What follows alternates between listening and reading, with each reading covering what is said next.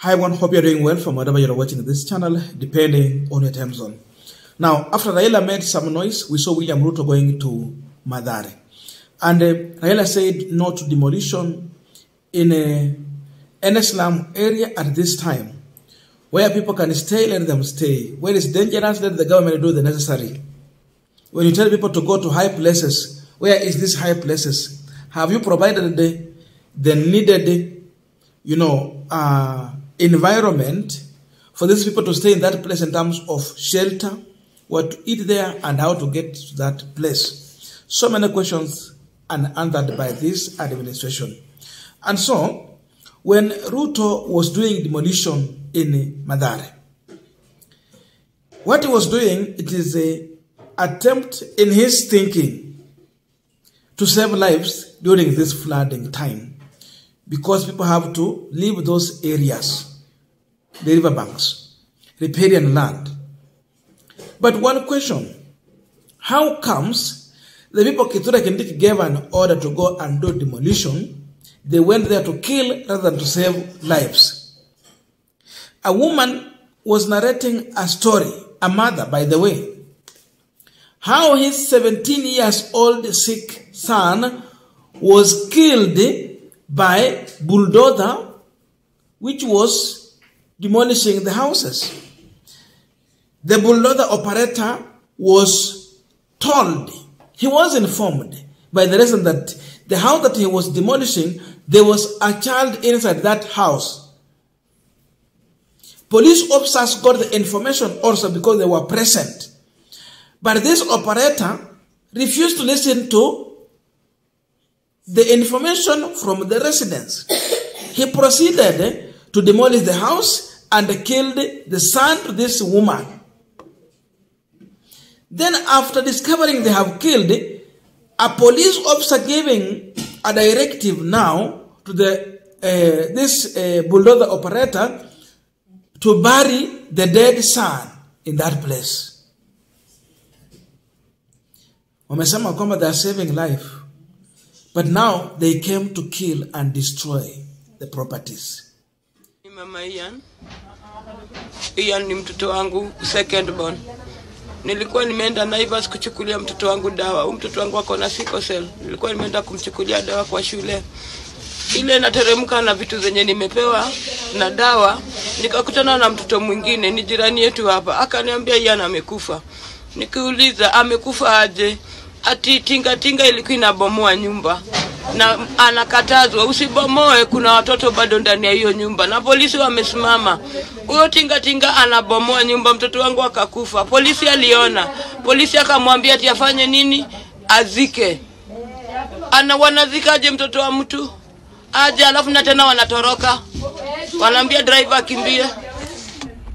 Tena saizi wakikuja kuchukua mtoto wangu pale kwa barabara, wamekata nisipande na mtoto wangu gari. Sasa sijui ameenda kumtupa ama amempeleka wapi. Serikali anipe mtoto wangu. Ruto nisaidie mtoto wangu. Ama nipeleke kwetu Kisumu. Mtoto wangu azikwila ngata. Anipeleke kwetu Kisumu. Jua obvious sina mtoto mwingine kama Ian. Ruto na serikali yake wameniulia mtoto. Hivyo tu, madam. Now we are continuing with this panel discussion, but just a quick request for those who are watching and you have not yet subscribed, please consider subscribing to our channel. Thank you so much. And again to all our viewers, please give this video a thumbs up. Thank you so much, and back to this discussion. Now, whether notice or no notice, no one deserves to die, no one deserves to kill, no one is above the law. Whether these people were given notice or no notice, no one should have died and no one should die.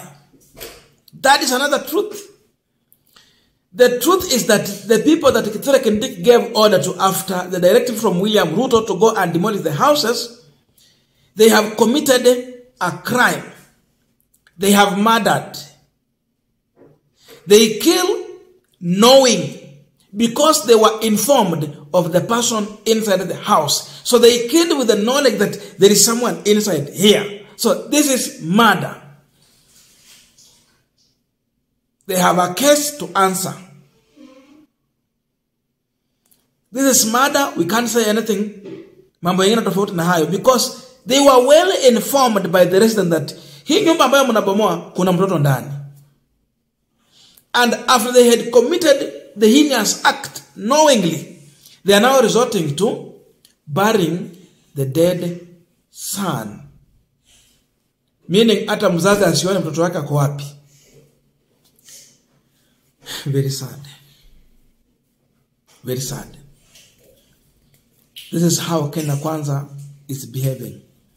Order from the above.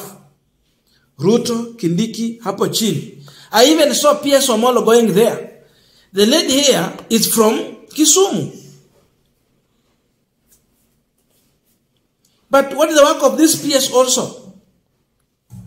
Which orders and directive are they giving to these people who are coming to do the demolition here on ground? Where is humanity from Ruto to Kindiki to PS Omolo and to these operators and the police officers? The work of police officers is to maintain law and order. Where was order in the killing of the young son who was sick? Which law tells you to kill that the police were maintaining here? Hawa ni majambasi, ni wakora, ni wauaji. They are murderers. We can't use another term. They are murderers. They murdered knowingly. So, which life were they coming to save? That mafuriko itakuja ibebe watu, and yet they are killing in broad daylight. Alafu the same William Ruto, after committing this heinous act through his orders, he went there, anashika watoto pale, sasa ionekane, he's caring about kids, he's holding kids, he's engaging with the kids. After he had already committed a crime through the people who are on the ground, because they were representing him. They were following his order. Did he order them to kill? Let him come out with these people to tell us. Did Ruto order him to go and evict people and kill those who are inside the houses? Or whose order were they implementing here? Whose order? Whose order was that?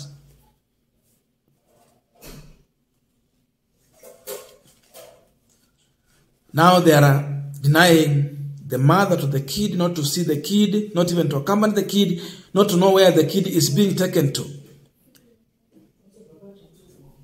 But you see, the mother here is very clear. Ruto, umeua mtoto wangu. Ruto, nipea mtoto wangu. Kwa nini asemi mtu mwingine? Kwa president, you are responsible for everything, because orders are coming from you. So he is responsible equally in all this. When we talk about the death of Ian, then Ruto will be mentioned, because he's the man who gave orders. It depends on how you are giving these orders to these officers. When they go wrong, how are they punished? Mtatoa mtoto mwingine mpe huyu mama. Amesema na sisi Waluya na Wajaluo, we don't bury our beloved ones kwa makaburi huko. Sijui anapeleka Lang'ata or where. Sisi ni mtu akuja nyumbani, mwili, we bury, and that is it. So that tunaweza jua kaburi ya fulani, we can identify it. Na watu wengine in future, they can know that we had someone, and we can identify. So we have a graveyard kwa maboma zetu sisi wenyewe. So it is upon them watafute yule mtoto, wape mama yake aenda azike. But those who committed this crime must be held responsible. The police officer who was present, watching in silence, doing nothing, has a case to answer. The man who was operating that tractor has a case to answer. He killed knowingly. Walikuja kuokoa maisha ama kuhatarisha maisha. Hapa kile chenye serikali ya Mheshimiwa Ruto imefanya ni kuhatarisha maisha. Nothing else. Very sad situation. So as he come to address you with the promises, tell him to tell us how comes his officers killed a child who was sick Imagine killing the sick. Mtu mwenye ilikuwa asaidiwe, kwani kabla ufanye ubomozi, so you have to enter and see the situation. Is there anyone there? Ama hii demolition ilikuwa ya kazi gani? Kenyans, we are on our own. This government does not care about us. This demolition was not all about your safety. It is something else. Otherwise, they will do it with dignity. They will do it with respect to human beings.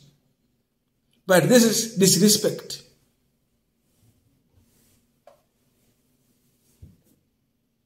Sasa serikali ya Kenya Kwanza imeua. Kabla wakuja kule wakicheka. And by the way, you go to somewhere where people are in danger and you are going there to laugh and smile. Smiling about. There's nothing to smile about. But we are seeing photos, Ruto's holding kids, smiling. Smiling about what? We are not here to smile. This is time. Watu wameumia wahitaji mambo ya kusmile. They just need someone to comfort them. Help them. But he is coming to destroy through his orders, to kill, to cause mayhem, then come and smile. It's not time to smile. This is sad. These people must take responsibility from their heinous act.